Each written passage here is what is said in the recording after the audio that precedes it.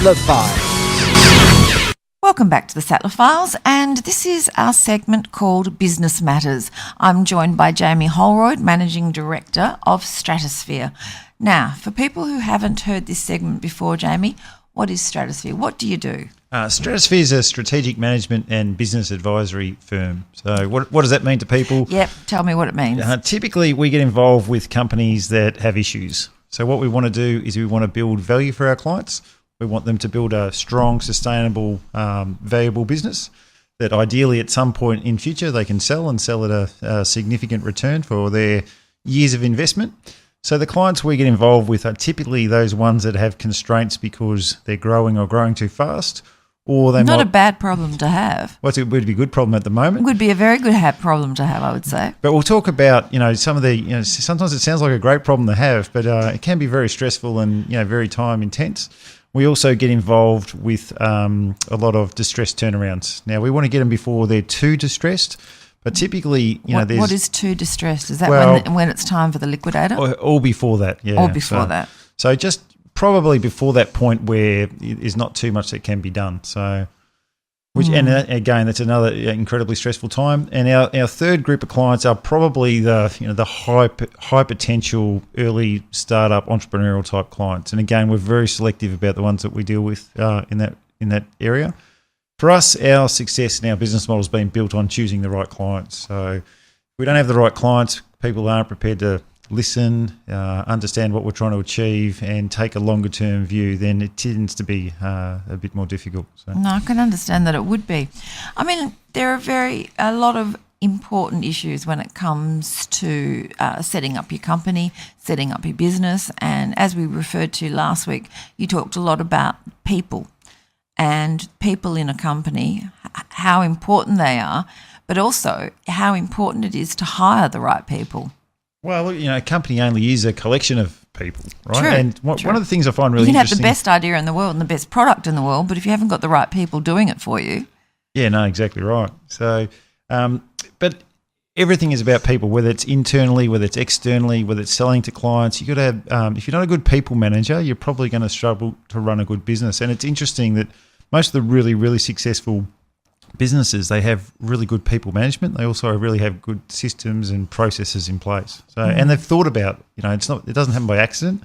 Clearly, some people have a natural tendency and they're better with people than others, but it's not something that is beyond everybody. So, if you give it some thought and have the right advice, there's no reason why most businesses can't be successful. Right? No, I can understand that, but I mean, how hard is it these days? There are so many sort of rules in place. How do you get rid of the dead wood in a company? Oh, look, I think that good businesses work well because people are aligned, right? And the dead wood, as you called them, is typically the dead wood are not aligned, right? So they're not engaged with the company. So, and I mean, they're happy to trot in and take their pay packet every week. But maybe the company hasn't done enough to engage them, right? Maybe the company, as we talked about last week, that maybe the company has not had the right processes in place to screen people appropriately before they come in. Maybe the business changed its idea about what it wanted halfway through, and the people haven't evolved with that. So, but clearly, if you have a good management team, an energized management team, and you have a clarity about what you want to do, people are consistent in terms of their value alignment, then most people will be engaged. Now, if people aren't engaged, then clearly something's gone wrong, whether it's the recruitment, where it's the current management, maybe the business is struggling. And so what can be challenging in a fast-growing company and also in a distressed business is maintaining morale, because it can get, people get very stressed. There can be a lot of confusion about what's going on. And this doesn't just apply to a distressed business. It can equally apply in a very successful business. Yeah, because as you said, they weren't engaged for the right reasons. Perhaps their job description changed, or perhaps they were more suited to a different role in the company and were hired to do completely the wrong job. The spot that we focus on really is that emerging business stage. So the company has really survived past its infancy. So it's got itself up and running. It's up and running. It's probably turning over a couple of $1 million, and you think, well, that sounds fantastic. Now, but what are their upfront costs and what are their expenses? Well, there's turnover's one thing, profit's another. Yeah, and there's a lot of predictable issues that arise. Now, if I'm the managing director of a fast-growing, let's call it a manufacturing business, I'm typically time poor, right? So I don't spend a lot of time on a lot of issues and I touch things very lightly. But what it also means is during that infancy stage, I'm very flighty, right? So I make a lot of quick decisions. I'm very nimble. Now, as the business gets larger, that actually, what was a strength actually becomes a real weakness. So it becomes very difficult. So what we find is business owners quite often chop and change, right? So let's say we've got a strategy, we've got a direction, and then a week later, someone else introduces me to a new idea. Because my default is to make sure that every opportunity is a good opportunity, then I start going off on a tangent. But what I haven't done is gone back and told the staff, when I said turn left, we actually went right, right? And everybody gets a bit disillusioned and it gets frustrating. So they're the type of things that can cause problems. So. Well, I mean, a lot of people are quite nervous, aren't they, in this economy? I mean, things that, people are getting retrenched, people are being made redundant. There are lots of things happening. Well, one of the challenges we have, we've got a live example at the moment where, the company directors are concerned about, the position that the company's going and they're looking potentially at some restructuring. And the message we say, look, is the staff will pick it up. So just be honest with them, be transparent. And what we need to reinforce to the staff is we are going to do everything we can to make sure this is a strong and sustainable business. Now, if we make these changes, it's better for everybody. So instead of being, concerned or worried about what might come, let's embrace it and let's get into it. Mm-hmm. Okay, it all sounds good in theory, though. Yeah. Well, part of the problem is to be a. It's getting a bit warm up here. I think we've cranked up the air conditioning too high. Just taking my jacket off. I know. I can't quite reach it. I can't even do it remotely from where I'm sitting, so we're just going to have to sweat this one out. But one of the things we talk about, Despine, is to be a business owner, to be an entrepreneur, you need to have a lot of self-confidence, right? Now, what can happen is that can actually evolve, into arrogance, right? So you start to think that you can almost do anything. So every opportunity looks like a good opportunity. Everything suddenly becomes a priority, and you then start to lack focus on what you actually should be concentrating on. And quite often, what happens is business owners go off on tangents onto non-core activities. Do they? Yeah, it happens all the time, particularly successful business people. So let's say, for example, I've got a business and I grew it and it's gone from $10 million to $20 million turnover, and then I hear about this other opportunity and I think I could do that as well, right? And isn't that called stretching yourself a little too thin? Yeah, it's the or is there what's the better business term for that? No, that'll do. That'll do? Okay. And business owners have a preoccupation with, what else they can involve themselves in. All right. And what you've got to think about is the default personality of most business owners is they like the excitement of a new idea, right? And so they might not like the excitement of sitting down, working out policies and procedures, putting structures in place, right? That's boring, right? It is. You almost need someone and when else you to go do to the bank and you haven't got the business plan done correctly, that's another boring chore. Well, one of the problems happens is that in that stage that the business owner might say, listen, I realise I'm not good at this and there's a nice shiny bell over there. I'm going to go and play with that. Now I'm going to hire someone else to run my business for me or to have some sort of second in charge responsibility while I go and play with other more exciting things. Yeah. Now, what happens is... Sounds like a recipe for disaster to me. What often happens is I go and play with a new shiny thing. I'm new to it. I'm competing against people who have been doing it for years. I'm doing it almost on a part-time basis because I've still got my core business. And then after a period of 2 or 3 years, I decide that's probably not going to work and I go back to my core business. And what happens is we give authority and autonomy to people and then it gets taken off them again. And then they get some again. So no one's actually got clarity and you actually end up with this circumstance. It's not really clear who's in charge. Right.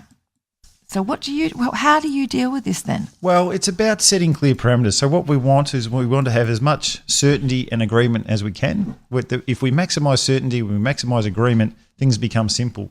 Once we move away from that, things start to become complex and chaotic. So it has to be really clear who is in charge, who can do what, Often so we come back to good people again, don't we? Well, it's about good structure. So the interesting thing is, and you see this a lot, I always use AFL examples because I'm sort of, interested in the AFL. Well, it's probably a good analogy because most people understand AFL. You can see people, so you might see a good player that goes to a bad club and suddenly the player's not as good anymore, right? Because it's easy to be a good player in a good team. Now, Yes. a good structure creates good people, and good people create good structures. That's why you've got to have that harmony. But what you can't have is one or the other. You've got to try and have both. So the challenge that we have is often businesses, when they get into this fast-growing, emerging stage, they don't have all these systems and processes in place. What we really need to do is get involved a whole lot earlier when the company's small and put them in place. But the challenge we have that stage is the client doesn't understand the need for it, and also they mightn't have the capacity to pay for it at that stage. All right. So how do you – okay, you're a business. You need your cash flow too. So how do you work with people who can't pay? What do you do? Do you keep sending invoices and hoping and wishing and praying that the money comes through? Well, this is a challenge for all business people. This is a small business. I understand it totally. You can invoice people, but you can't make them pay on time. What do you do? Well, again, it comes around about clarity. What's the clarity of your business model? So do you pay in advance or in arrears? Do you take We pay in advance. Right, so therefore you lower the risk. So the challenge for everybody is you provide a service or a good, the person takes it, they don't pay, then how do you get it back? Yeah, well, the attitude is no pay, no play. Yeah, and that's why it's always easier when get people to pay in advance. So clearly you can withhold the service in that regard. So the challenge for us is often we might get someone who comes to us, the business is in distress. We'll say, look, you need to pay in advance. They say, yes, that's fine. And then we do a lot of work. We have to be prepared and be disciplined enough to pull up stumps and say, all right, well, if you can't pay next month. If you're not paying, sorry, we've got to go. And often we can see clients through that. Now, then it comes down to, what is the character of the person in terms of who we're dealing with. So we're very, very selective in terms of the clients we deal with, and I'd suggest most people should be. In the early stage of businesses, everybody tries to do everything, right? Yeah. So any customer's a good customer in that early stage. And what you typically do is expose yourself to a lot more risk. You certainly do. And it might be just mean that you might set a limit to say, well, look, we're happy to take this much exposure but no more. Now, often what happens is that companies end up in trouble. It's because somebody has broken the rules, right? So let's say I'm working for yourself and I say, no, that's no more. This client hasn't paid. We're not providing any more services until the client pays. And you want to engage with the client and you let them continue, right? Yes. And so what happens is there's been a disconnect between... But we can't be the Red Cross, can we? Not all of us can be the Red Cross. You can only help people so far. Yeah. Unless it becomes detrimental to yourself, or you say, well, okay, that's a couple of hours out of my life I'm not getting back, and chalk it up to experience and move on. Well, this is a really interesting topic because clearly it's become more of an issue of late. Oh, money is tight. Money is tight. Banks are not lending, and it's, the good old overdraft of the past doesn't really exist anymore. Well, a lot of the clients we get involved with, particularly the distressed ones, we say, what is at the core of your issue, right? So what has led you to find your way to us, and when do you believe that things started to go wrong? And in most cases, it will be a bad debt that occurred. Yeah. And often... Because that can cripple, one big debt like that can actually wipe out a business, can't it? Definitely can. So then it comes down to, well, how did you let that exposure develop in the first place, right? Now, it might be that they're my biggest customer, right? So therefore, I feel they're the most valued customer. Someone said to me once when I was quite young, which is advice I'd never forgotten, there's no such thing as a good customer that doesn't pay, right? Well, that's right. They're no longer a customer. And if you think about it this mean, and we use this example a couple of times, but let's say I'm a small business, right? And I have a $100,000 client, right? They're doing $100,000 a month. And we love the fact that the client's doing that much with us. And then we have 2 or 3 months of trading with them, and then the payment suddenly gets behind. So they're supposed to pay on 30 days. Now, if they're paying 30 days, it's $100,000. Yeah. Typically, you've now got $200,000 out the door before the first bill is due. True. Right? They don't pay then on time. Now you've got $300,000. Right? And suddenly that exposure grows. Now, if they can't pay at all, there's a good chance you could actually go under. Yeah. Right? Yep. You'd go down with them. Yeah, and it's about having simple rules in place. So, and having the discipline to say, listen, we can't afford to fund you if that's the case, or making sure that there's arrangement. But it's about with the client, maybe the client's got some short-term issues. So how do you make sure that you don't... Well, isn't it all about communication? Yeah. If they don't communicate to you what's going on, how are you to know that okay, the money's a bit late this month, or maybe it may not come in for 6 weeks, but you should be told what's going on so you know too, and you can cover your own back. Yeah, and it's about when you take clients on, it's about setting expectations. Just say to people, listen, this is the expectation, this is the rules we have, that if you don't pay on time, we will have to, cancel or pause the service. So what you don't want to do is spring that on people. So you might have a really good client who maybe has 2 or 3 months of cash flow issues, and then you burn them because you can't see them through. And it's about getting that balance right. It's about quantifying the risk and how much risk you actually want to take. So when people take you on, when they take Stratosfear on, what do you say? I mean, how much help do you give them? I mean, do you hold their hand 5 days a week? Do you hold their hand 7 days a week? Are you on call continuously? Or, I mean, what level of service do you give them, or is it dependent on the price you're paying? Yeah, it depends on the client. So we typically say we'll make the scope fit the budget, not the budget fit the scope. Right. So, okay. So for our smaller clients, we might deal with them, 1 or 2 days a month. We'll be on call in between if they need anything. We'll provide them some general advice. But we have clients we might work with for a period of time full time. We might have 3 or 4 staff working with them pretty much full time and be available after hours as well. So it really depends on the size of the client and clearly on their capacity to pay. So what are the nitty-gritty things that you actually do? I mean, do you come in on hiring and firing? Oh, look, we call our service, we've got a holistic service. So the key things that we look at are, the sales and marketing. We look at what we call the engine or production. So that would be, strategic leadership. It would be people and processes, and it would also be operational leadership. And the third component is the capital structure and risk management of the business. So if you get those 3 broad areas working well, most businesses will do pretty well. The truth is, most businesses exist because they're good at one, and some businesses might be good at 2, but it's actually interesting how few businesses are good at all 3.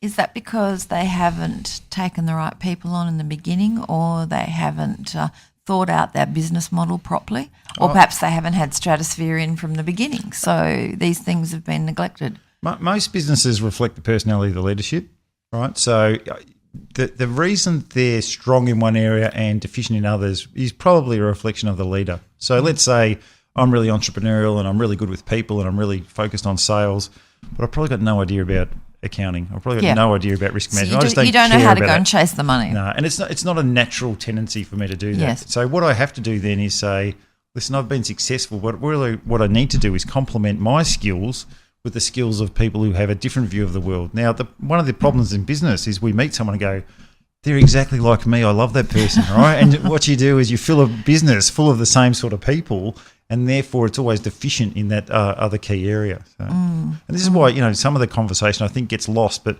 when we're talking about diversity, we're not talking about, a social equity program. We're talking about diversity of skills, diversity of outlook to make the business stronger. So, yeah, no, I can. And often, if whether it's someone who's female or someone who's of a different ethnic background or a different social position, they might have a different view of the world. So, how much does that really make that much difference? I think it's overstated, to be honest with you. So, I mean, surely, time spent in a business, you'd pretty soon pick up the code of ethics and the structure, wouldn't you? I think that I mean, not many people are that oblivious to what's going on around them. I think the problem is a lot of these, these rules and regulations, they start in government and they start in very large organisations, and then the problem is they start to flow down to, a small business operation where they then become a burden. So, yeah. But the business owner should always be in charge of, how they want to structure their business and, how they see it. Well, what happens when you've got a client, you've got a business owner who suddenly wants to wipe his hands of the whole thing? It's like it's become a problem, and he brings you in, he says, just fix it. Oh, well, that happens a lot. Yeah. Yeah, I just don't want to know. You just fix it. Do what you have to do. I think the thing you got to appreciate, right? So often if I'm an employee and I think, geez, it would be great to own my own business. It would give me flexibility and I can do what I want. The truth is it's constant.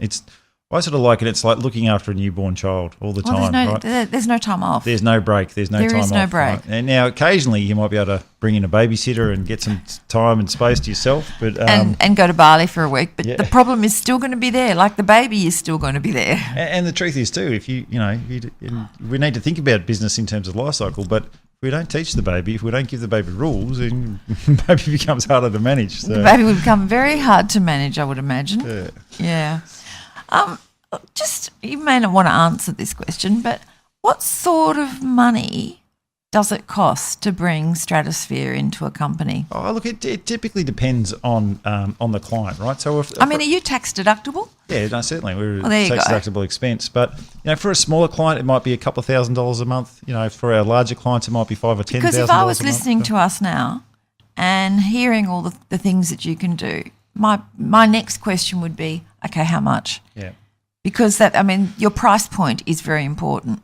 Yeah, so our price range from a couple of $1,000s up to $10,000 a month on average, and we might have a success fees as well. But it really depends on the client. And the thing, Despane, is not so much the cost; it's the duration, right? Mm. So one of the challenges is for people who might be what I call sort of less progressive is to see that the value of if you could condense 5 years of growth into 6 months, what would they actually be worth in terms of the value of the business, right? So if I could take the earnings of my business from, say, 1 million to 3 million, and if I could reduce the risk profile, which meant when I sell the business, it would sell for a larger multiple, that might be worth a couple of $1 million. Of course it would be. And so this is some of the success we've had in the past is, take two distressed businesses and put them together and create one really good, strong business, right? So Does that happen often? Yeah, we're working on one at the moment. So how did that come about? How did this perfect marriage happen? Were they both clients of yours, or was one a client and then you found the other company? Yeah, typically what would happen is we'd have one client and then we would identify a potential target. We might go out and approach the target. Mm-hmm. The target may not be a strong business in its own right, but it might have the capacity to be strong if we put it together with something else. So what we look for is something a really good strategic fit, right? Yeah. Where the 1 equals at least 3, right? And then because you have two businesses, you can then start to rationalise equipment and costs and people, and and then it actually becomes really efficient. And so that's what's happening at the moment. And this is the normal stage. And this is a problem that's been in the post-GFC environment where governments around the world kept stimulating the economy and basically keeping underperforming businesses going. Now, yes. In a normal cycle, what would happen is... In the real world... Companies would collapse. Natural attrition. Yeah, they just would have gone. As economists call it, creative destruction. Creative destruction. Okay, fair enough. Right. So what happens is, weak companies fall over, and what it allows is someone else to pick those up at a discount, and everybody starts again. Or alternatively, two businesses see a need to come together and make it stronger. So, see, as a company's folding, one would think that the smarter employees would see the writing on the wall and get out. Well, you would think those key people would probably leave the business, which probably would make things a whole lot worse because key people aren't there anymore. But if they were clever, they'd see the writing on the wall and go. Well, this is what's really interesting is that... And then the deadwood stays, as I like to say. The anecdote is actually quite the opposite, right? Okay. So typically what happens in a distressed business... Tell me. Yeah, and often it's different in terms of different companies, but...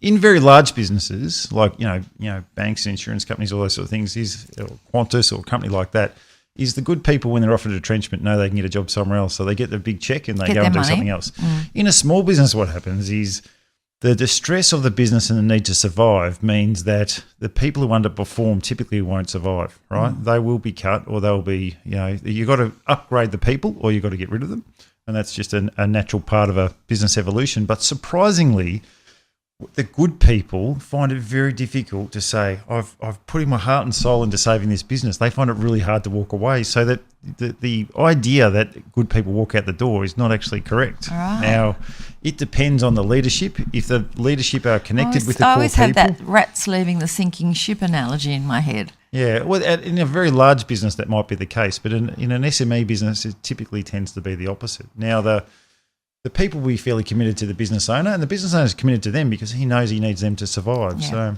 yeah. And so that's why, the things that I love is when we get involved and you've got this team, right? It's almost like a team that's shipwrecked, and you say, all right, what we're going to do is we're going to have a plan.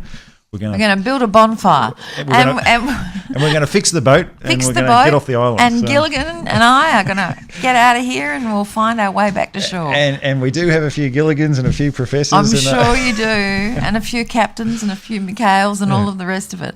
But for us, it's intensely emotionally rewarding when we take a business that's in distress and you come in, you're able to help it. And particularly when it gets up and running again. It's really, really rewarding. So. when this is happening and things are in a bit of trouble, what happens to the product or the service? I mean, isn't it tantamount for any business to keep delivering, no matter how hard it is? Oh, look, if you come back just being to the infant baby example, the baby doesn't know how to do it. The house could be burning down, the baby would be safe, right? Yeah. Because we're going to protect it, right? So typically the product delivery continues because people understand that that's important. Now, where it doesn't work is where, let's say the business owner doesn't have a passion for the product, right? And you say, well, where would that be the case? Two really good examples. One might be the management investment scheme. So, they always fall over, right? Yes. Because the person who's put the idea together typically isn't passionate about the product day to day, right? It's run by a team of management, right? The other one might be with a private equity or management buyout where there is, again, no principal who started this business and has a passion for it. So those ones tend to struggle, and that's why you might see some of the product or service really slip off and become quite poor. So that can also happen in, again, the same sort of example in a large, listed company where no one really has a passion for it. But in a small business where someone started this idea, if somebody's idea and they've watched it grow, they're very, very reluctant to let it die. Now, this is part of the problem as the economy evolves. That could also be a negative, can't it? Because if they're so enamoured of this idea of theirs, they may sort of, keep pushing to beyond, where it's healthy. Well, as I said, as the economy evolves, right? So I might love selling encyclopedias door to door, but, there's no market for it. There is no market. Yeah. The last Encyclopedia Britannica salesman retired, what was it, 20 years ago? Yeah. So there's and there's more and more examples like that all the time. So, well, there was a very frightening thing going around Facebook in the last couple of days. I'm sure you've seen it, talking about industries of the future and jobs of the future, and it basically said just about any job you can think of today won't exist in 20 years. Well, look, I think that, we're seeing that rapidly at the moment as things transform. The taxi industry is facing it. We were talking before about even the recording industries have been transformed, and media. There's lots of industries media's that are struggling. Completely changed. When now anyone with a smartphone can be a journo and a photographer. So it's made life very difficult. Now, when it comes, let's just go back. How important is communication in a company? I mean, you talk about meetings. I mean, I can remember working for different people, and it was to the point where we did nothing else but have meetings, and nothing productive ever came out of a meeting. And I really couldn't see the point, but of course had to attend and had to participate. How important is having a meeting? I say nearly every week, the truth's somewhere in the middle, right? Yeah. That in a small organisation, a fast-growing businesses, typically there are no meetings, right? The business owner decides to do something, and then everybody finds out about it later on. You can just send a group email, can't you?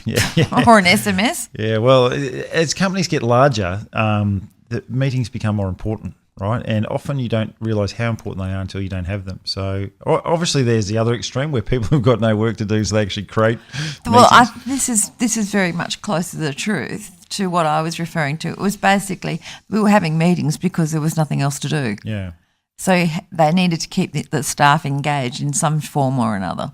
Well, look, meetings are important because you need to have, first, clarity of communication. So it's hard for everyone to be on the same page if not everybody understands what's going on. Secondly is, you might need input in terms of making decisions. But the real thing is, how do you make efficient meetings? How do you make sure that you get clarity? Why are you having the meeting in the first place, right? So what are you actually trying to achieve? So we might start a meeting with saying, listen, at this meeting today, please everybody understand we are not going to get a solution, right? We are still defining the problem. And this meeting today is about defining what the problem is. And then maybe next week we will digest what we've come up with today, and then we'll start to come up with solutions. So being really clear. So often what happens is people have a meeting and they want to walk away with a decision. Well, that you may not be able to. So, But do you call that a waste of time? Oh no! You've got to. There's a bit of backslapping. The main issue is who needs to be there and who doesn't need to be there. Sometimes it's good to have everybody there. Sometimes it's good to have less people there. Now, sometimes just because you've got everyone there doesn't mean they've got input on the final decision. They might be there just to provide, some background or some other information for decision making. So, how important are the frontline people to a business? So the receptionist. Critical. How valuable is a good receptionist? There wouldn't be a day go past that I don't ring a company and are just appalled by the phone manner, right? Yeah. And that very first contact, which is when you form an impression of a company. And it's a classic that no one thought to sit down and give a script to the receptionist. No one thought to train them in terms of what they should say, their importance to the company. So, years ago when I worked in the banks, is that some of the CEOs decided that it would be a good idea if they rang up the call centres and they were appalled with some of the answers they got. So, really? Yeah. So. It's like undercover boss, isn't it? Yeah, absolutely it was. And, it would be a case of that. I do recall a famous example where someone told the CEO, unbeknownstly, said, well, how would I know? Last week I was a hairdresser, right? So. I did some marketing for Charlie Brown a couple of years back, and Charlie had an amazing... She was in touch with all her stores across Australia. She had, she had different stores there. The whole business model's changed since then, of course. But Charlie would ring off the cuff any time, any day, and you never knew it was her on the phone. So we were always aware that no matter who, when that phone rang, it could easily be the big boss. Yeah. So you took every phone call as being 100% spot on. Which you think about is odd, isn't it, right? Because you think, the person more important is the customer, not someone pretending to be a customer. No, but it kept everybody honest. It really and truly did, because we all had brilliant telephone manners, and we watched everything that we did, because that's how she kept her finger on the pulse with all her shops. The thing that's interesting with those examples is companies that are very customer focused tend to be successful. Now, they're not successful just because they're focused on the customer. To be focused on the customer and be consistent, you need to have a lot of process, right? So if you think about like McDonald's, it's easy to do business with. You go in there, it's quick. And it's quick because... Yeah. And we know the script. We know what's expected. They'll, thank you, you're welcome, goodbye. And it's immersed in process, right? Yes. So you've got 17-year-old kids running this, business pretty much worldwide, but, it's the process. And you can't have good customer service unless you have good process. And would you like fries with that? Yeah. It's upselling. And it comes down to then, you have to have good training. You got to make sure that you're a group of good people. You've got to have good systems in place so things don't go wrong. When things do go wrong, we've got a returns policy. You know how it should be handled. We say to the client, it'll be X number of days before we get back to you. And it's that strength of process that actually makes the business successful. So. Yeah, no, I can understand that. The opposite, Despeen, is... in a small and medium fast-growing business is the business owner themselves make themselves indispensable, right? Now, when you do that, it's because you're very passionate about it. But what happens is... you're a control freak. Typically, you might be a control freak, and that's how you've got to where you are. And True. It's got you through that, what we call that infant stage. But what it means is you can't scale, right? You can't build scale. Also, if you don't delegate to people don't grow. That's so important, isn't it? That is the sign of a good manager.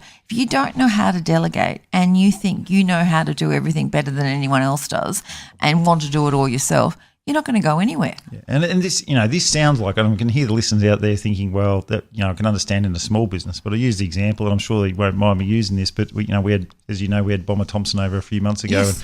And had a chat with him, and I mentioned to him that we use the example all the time, but one of the challenges he had is he started to immerse himself in more things. So the club was doing really well, and he thought, well, I better get involved in the contract negotiations, right? Now, what the club said was they did this review and said, just coach the team. Don't do anything else. We just want you to coach the team. I would have thought that was a big enough job as it was. But it's a natural tendency is we need to start getting involved in everything. Yeah. Now, what we need to say is, I'm going to let this person run with it, right? Now, I'm not going to delegate it with no responsibility. I might say, this is what I want to achieve, this is what I'm going to follow it up, and it's an approach what I sort of call nose in, hands off, right? And so it's delegating enough. Now, if you don't delegate to anyone, the staff don't grow.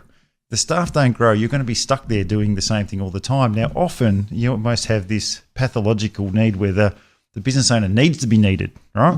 And it makes them feel important, right? And they feel like there's no way that anyone else could do this because I'm really important. I know how to do all this. Now, the evolution is to get the business owner to think of themselves as, manager of an investment, not as an entity in themselves. So, and how do you get them to do that? Well, again, it's about having a good strategic plan, sitting down and creating. Are they value in the resistant? I mean, in your experience, are they resistant to sort of like basically freewheeling?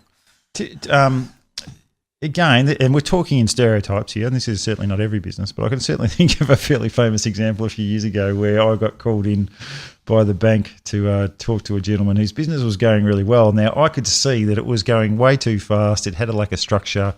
The cliff was coming at an increasingly fast rate. So Stratosphere was very necessary. They needed you. Yeah, and this guy turned around and said, well, what would you know? I made $5 million last year, right? And so, and what happens is So what do you say to that? Well, look, sometimes there's not much you can say, Jmie, is when you're in that, we'll call it, self-confident mode. You're a service industry. You've got to provide a service. When you're in that self-confident mode that happy. Evolves into, what the textbooks call blind arrogance, is that sometimes you can't tell people. And we've had one or two examples where, we know what's coming, and we've gone back to those people and said, I had this conversation with someone recently who then said, look, I understand what you told me, we just didn't listen. And we sort of said, so why didn't you listen? Why didn't you listen? And their response was, I probably wasn't going to listen to anybody at that stage, right? Now, this is that's at least they're self-aware. Well, this is the paradox that you and I spoke about earlier where, where do you push and where do you stop, right? So I think you were asking me the question I did. I asked where does following up on a client and stalking begin and end? I mean, how much effort do you put in? I always think it's a bit like dating, right? So how do you know when you're gone past maybe she interest? really is washing her hair that first night. So you give it another try. When have you gone past interest to creepiness, right? Yeah, that's right. And look, I think you naturally get that sense. But one of the things that often people don't follow up enough, right? So what we would say is give the person time and space. Often the reason someone mightn't got back to you is they've got 100 other issues they're dealing with, right? Maybe, and we don't know that, do we? Yeah. So it's about, and again, I use this sort of dating analogy, is how do you stay close enough to develop interest, right? How do you stay close enough to be relevant for that person so when they are interested, you're already in there? And often, it's about putting a structure in place. So we might talk to a client, we might think there's a great opportunity. At the moment, they're not ready to engage. So what we might do is then diarise to follow them up in 3 months. And then another 3 months, right? And over time, people say, well, actually, these people got a structure. We know that issues evolve. Wouldn't you be concerned that in that 3 month period they might find someone else? Oh, look, if they do, and they if they do, yeah. If they do, they do. They do. And look, the truth is, and I might have mentioned this last week, is my recent jury duty I know. Experience You're the taught me. second person who's been a member of our team who's been called for jury duty, which is, when you think about the statistics, is incredible.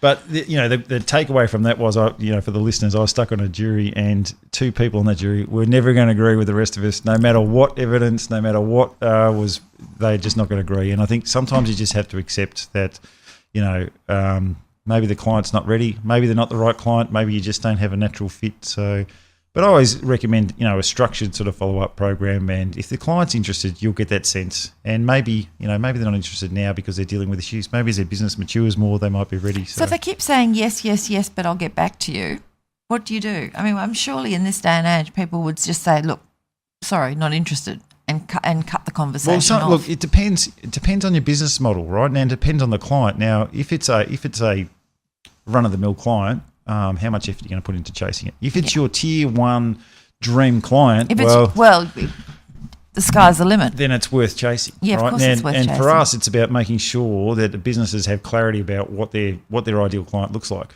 Now, if it is your ideal client, how do you go and convince them? So, okay, what's Stratosphere's ideal client? Now I'm putting you on the spot. Yeah, ideal client for us would be something that's fast growing. Yes. It's got high potential. It's got a good intellectual team of leaders, and it typically needs some sort of what we call sort of management augmentation for the next couple of months, typically 6 months, to put some structure in place. So someone who can come and help out. So I use the example a bit like those garden renovation shows, right? So they know someone knows what they want to do. Yep. And maybe they've got the resources to do it, but they don't have the time. So you bring the team in, the team just goes bang, right? And it does a year's worth of work in 2 days, right? And that's what we want to do. We want to try and accelerate our client who's got a really good growth trajectory, and we want to bring that forward. And we want to say to them, here's all the typical issues that will develop over the next 2, 3, 4 years, And this is the reason we're going to put all these structures in place now, because it's going to help us avoid those issues. So. Are people that receptive? Depends on the client. client. I mean, you're in business, so they must be. Yeah. Well, for us, it's about having the right client. So our conversion rate with the right clients is very, very high. So our conversion rate would probably be, 4 out of 5 in terms of the people that we speak to. That's a good success story. Yeah, but again, it's probably because we select the clients pretty well, so that might be a little bit distorted. But that's what you want to get to. Who are the clients? Who's your target market? What have you got to offer them? What does it look like? And what should they expect? So, okay. Jmie Haolroyd from Stratosfear. Before we go, anyone listening to us today, how can they get in touch with you? Yeah, they can contact us via the Stratosfear website, and that's www.stratosphere.com.au. And Do you want to spell Stratosphere for them? With an F, not a PH, so that's right. F-E-A-R. And I always worry about the fear word in there. Well, my colleagues say you don't no fear when Stratosfear's here, so. Oh, okay. Sound like a superhero. Yeah. Well, let's hope, hey? Let's hope. No. You have great success. Thank you for joining us on the Sattler Files. We'll be back shortly with more. All right. This is the Sattler Files.